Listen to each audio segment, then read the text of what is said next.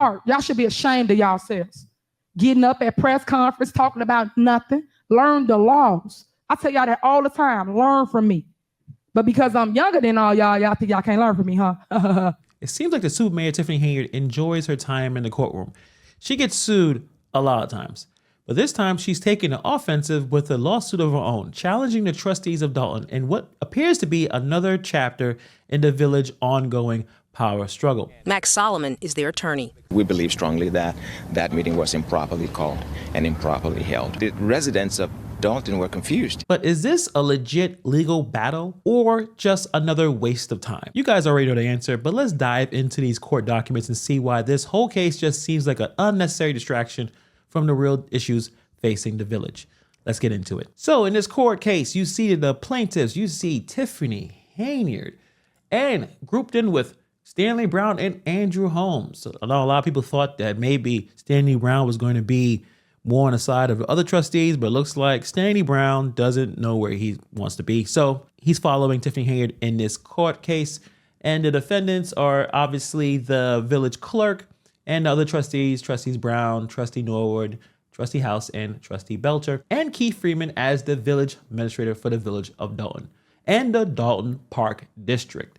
So let's get into some of the issues with this court filing. Mayor Tiffany Henyard's lawsuit centers on the trustees' decision to hold a meeting in Dalton Park District instead of Village Hall, which Henyard claims, and this is the hilarious part, she claims this violates Illinois' Open Meetings Act, which is hilarious because it seemed like something that she didn't care about. I didn't know she cared about the Open Meetings Act. There were several issues that happened in many meetings where there were not enough seats or not enough available space to have the meeting. And the meetings went on anyway. She's the one running everything, right? She's the mayor. Now, all of a sudden, she cares about the Open Meetings Act. It seems to be an ongoing comedy at this point. She wants the court to invalidate the meeting and block similar actions from ever happening again. But if you really break this down, this whole situation just feels like another distraction from the real issues facing Dalton. This isn't about justice or governance. It's about control. It's a power struggle. On the morning of October 4th, 2024, acting upon the Illinois Attorney General's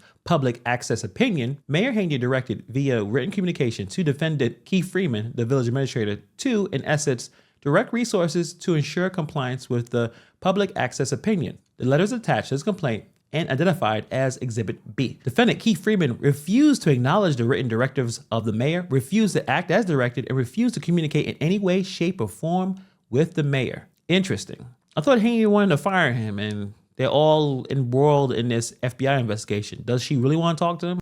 Or this is another thing to complain about, again, for no reason. Nevertheless, the mayor engaged the voluntary help and assistance of William Moore, the guy that's always at the village all the time, even though he doesn't have a job there. He is a Thornton Township employee, but let's continue. The housing director for the village of Dalton to make sure that the village hall is prepared and made ready for the regular board meeting scheduled for Monday, October 4th, for Monday, October 7th, in compliance with the public access opinion. On October 4th, the agenda for the meeting to be held October 7th was conspicuously posted on the doors at the entrance of Village Hall as required by the village ordinance and the Illinois Open Meetings Act. On the same day, October 4th, another meeting agenda was presumably a call for a regular board meeting of trustees to be held at the Dalton Park Lester Long building on the letterhead of the village of Dalton, was mysteriously posted on the same doors next to the meeting agenda earlier posted.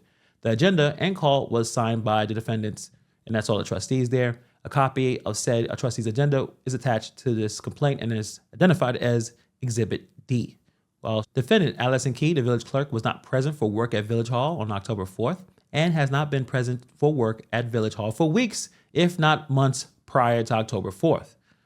Interesting. Defendant Keith Freeman, the village administrator, has not been present for work at the Village Hall on October 4th and has not been present for work at the Village Hall for weeks, if not months, prior to October 4th. But didn't you try to lock the doors and change all the access codes and lock them out of the building so we had to find a locksmith? I don't see that in this information here. So this goes back and forth to the idea that no one was at the meeting at Village Hall. So therefore, it's not a real meeting because the meeting was scheduled at the Village Hall instead of the Dalton Park District. Henyard is arguing that the trustees are trying to undermine her power by not following proper procedure. But when we look at the details of this case, it's hard to avoid the confusion that the lawsuit is more about political squabbles and about control than actually protecting the public interest. So this is the public access opinion. This came from Kwame Warul, the Attorney General. One of the few things he actually did to explain what was going on here. So this was about the issues with meetings that's been going on for months. So these people were upset. You see right here, we have many senior citizens and a number of disabled taxpayers. We're very concerned with Mayor Henyard's administration bringing in hired out-of-town supporters and placing them strategically in a secure area to harass her opponents. Who you talking to, Tom? No.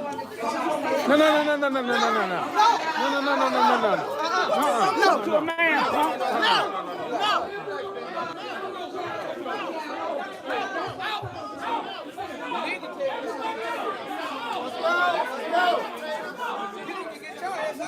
Oh man, be quiet. I ain't gonna cuss at y'all or nothing.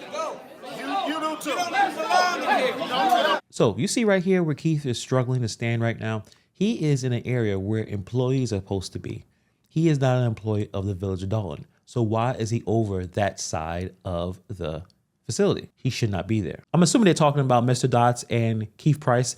They do not work for Dalton. They are township employees. I don't think Michael Dox is, but Keith Price and others who are in employee access. They're in areas where employees are supposed to be. And they usually are there in the village hall to, I guess, support the mayor. And this is also back where Police Chief Lacey stalked the room and repeatedly threatened to clear the room when he or his bosses perceived support, such as applauding anything said that the administration didn't approve of. One more disruption, I am clearing the room. Thank you. Quiet, otherwise we are gonna clear the room. Okay?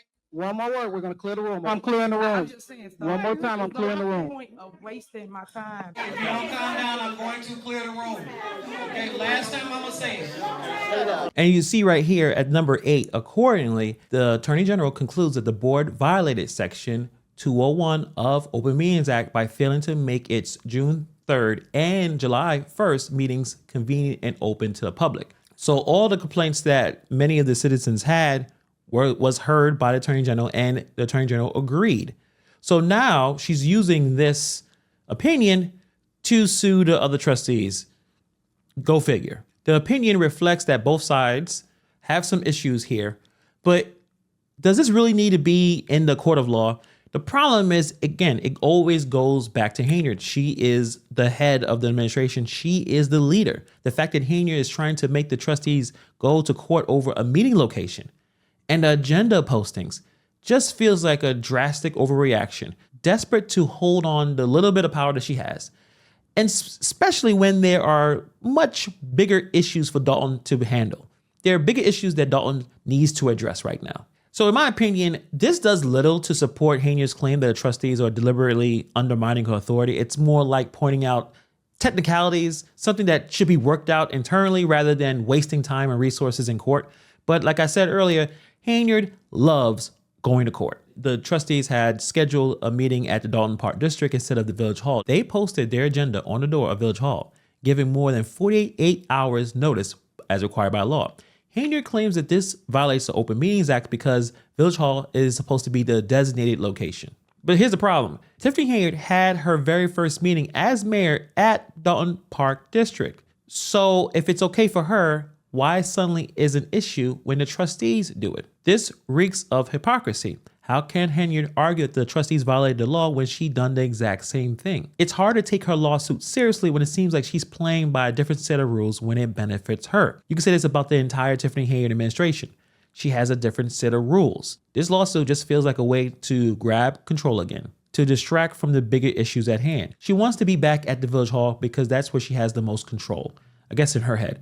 She wants to run things, and Village Hall is where she has the maximum control, despite the fact that the Dalton Park District has more space to accommodate all the people that's showing up. Again, this is a really big story. A lot of people are showing up, especially the citizens, trying to figure out what is going on with their village. So this is Tiffany Henyard's agenda. This is what she posted allegedly after the trustees posted their agenda. All the typical stuff. And right now, she wants to appoint that village attorney, the appointment of special counsel, appointment of the police chief. And you see the usual stuff that they have to deal with. The same old, same old. Now, one of the bigger issues, she didn't post her agenda online. So this further weakens her argument even further. If she wants to claim that trustees are breaking procedural rules, she should at least make sure her own house is in order first. So this is another sign, in my opinion, that this lawsuit is built on shaky ground. If Henyard didn't post her own agenda properly, how can she argue that the trustees are violating protocol? This just seems like an unnecessary power struggle.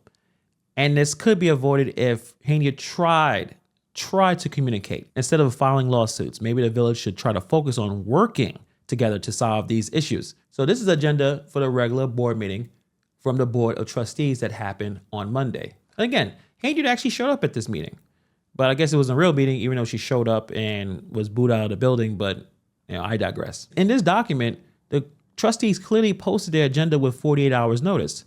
So I don't understand what the problem is. Henyard is arguing that they should have held the meeting at Village Hall, but the trustees took the necessary steps to inform the public about the change of location. So how is this violating the Open Meetings Act? It just feels like Henyard is splitting hairs here.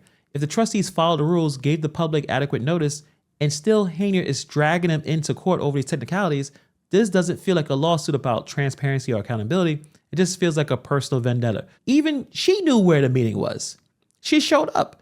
She showed up extremely late to do her mayor's report, but she showed up. So everyone knew where the meeting was. Even people online in New York City knew the meeting was going to be at the Dalton Park District.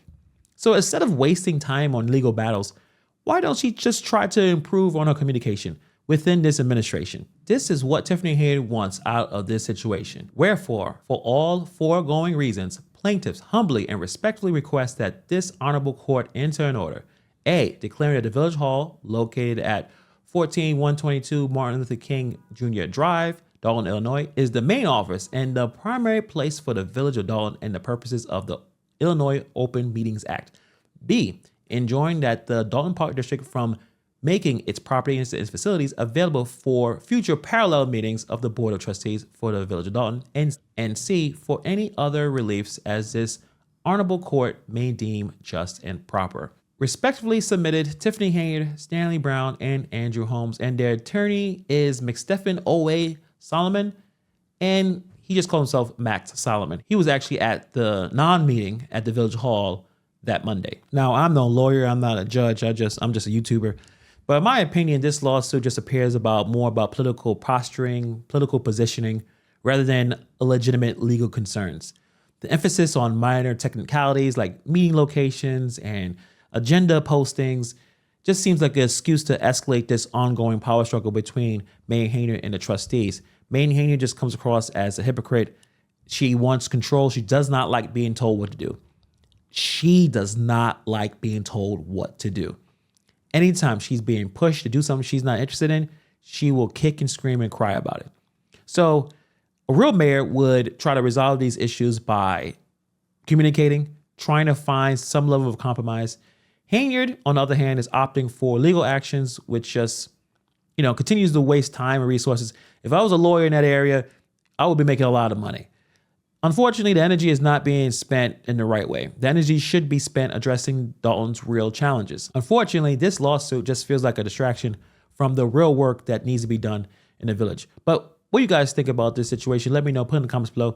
Thank you for taking time to watch this video, and I see you guys in the next video.